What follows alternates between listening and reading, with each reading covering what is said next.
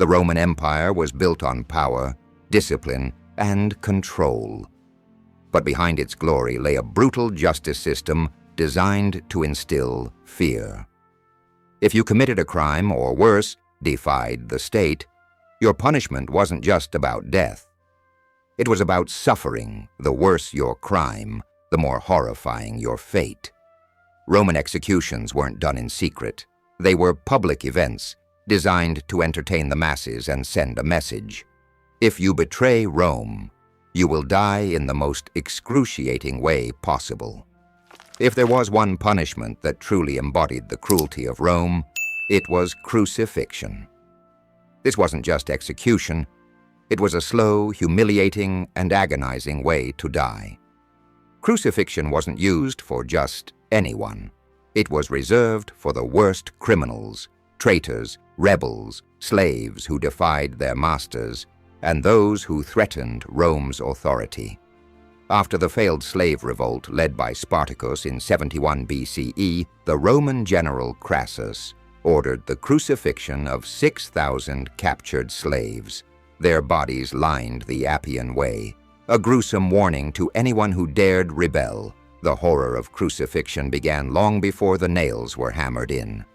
First, the condemned were scourged, whipped with a flagrum, a brutal whip with metal and bone shards that tore through flesh, leaving victims on the verge of death.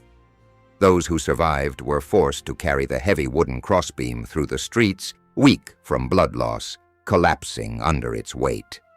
Once at the execution site, they were either tied or nailed to a wooden cross. The real suffering began here. Hanging by the arms made breathing nearly impossible.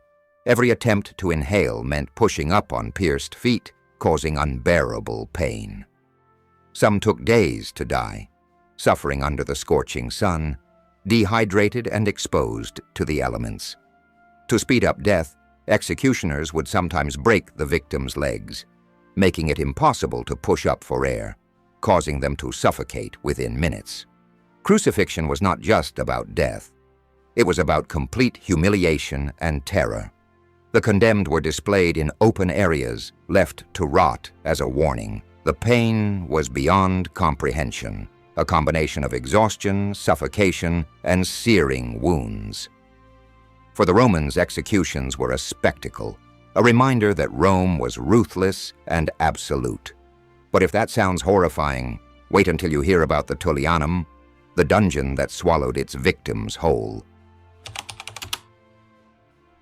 While crucifixion was a slow and agonizing public execution, the Tullianum was a place where prisoners disappeared into darkness, never to be seen again.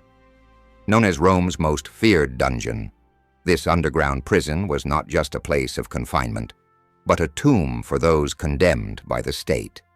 Located beneath the city, the Tullianum was a small, airless chamber made of stone. It was cold and damp and nearly pitch black, with only a small opening at the top where prisoners were thrown in. There were no beds, no windows, and no way to escape. The conditions were so harsh that many perished from starvation, suffocation, or illness before any formal execution could take place. Those who survived the unbearable conditions were often executed within its walls. Some were strangled, while others met even worse fates. One of the most famous prisoners to die here was Jugurtha, the king of Numidia, who was captured by Rome and thrown into the dungeon. He was left in total darkness until he finally passed away from extreme neglect. His fate was not unique. Many enemies of Rome, including political prisoners and traitors, were sentenced to die in the Tullianum, their names erased from history. The true horror of the Tullianum was not just the suffering, but the isolation and hopelessness. Unlike crucifixion, which served as a public warning, this dungeon operated in secrecy. Those thrown inside were not just being punished, they were being forgotten. But for those Rome wanted to make an example of, there was an even more terrifying fate: Damnatio at Bestias, the punishment that turned executions into entertainment. If there was one punishment designed for both terror and entertainment, it was damnatio ad bestias, or condemnation to the beasts. This wasn't just about execution. It was about turning death into a spectacle for the Roman people. In the grand arenas of Rome, criminals, prisoners of war, and those deemed enemies of the state were thrown into combat against wild beasts, all for the amusement of the cheering crowd. This form of execution was commonly reserved for those who had committed serious crimes, including desertion, treason, and religious defiance. Many early Christians were subjected to this fate, accused of undermining the empire by refusing to worship Roman gods. But Rome also used this punishment against rebels and political prisoners, ensuring their deaths served as both a warning and a gruesome form of public entertainment. The condemned were led into the arena, their fate already sealed. Some were completely unarmed, while others were given useless weapons, offering nothing more than false hope.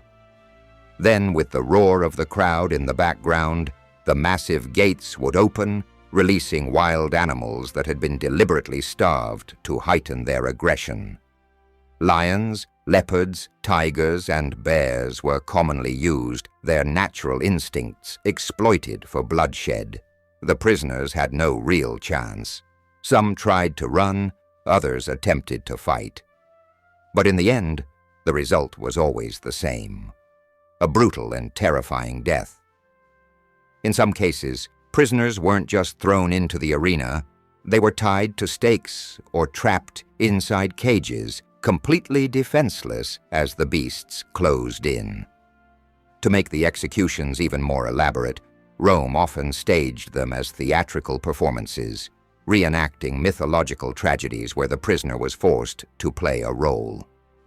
For example, a condemned man might be dressed as Orpheus, only for wild animals to be released as part of the story. The Roman people loved these deadly spectacles, and emperors often used them to win favor with the masses. During Emperor Trajan's games, it is said that over 10,000 animals were slaughtered alongside countless human victims, all in the name of entertainment. To the Roman elite, this was more than just punishment. It was a demonstration of power and control. By making death a public event, Rome reminded its citizens and enemies alike that defying the empire came with horrific consequences. For those condemned to damnatio ad bestias, there was no dignity in death. Their final moments were spent in front of a roaring crowd. Their suffering turned into nothing more than a show. This was Rome's way of blending cruelty with entertainment, ensuring that fear kept the empire in line. But while this punishment was horrifying, it was only one of many ways Rome demonstrated its absolute power over life and death.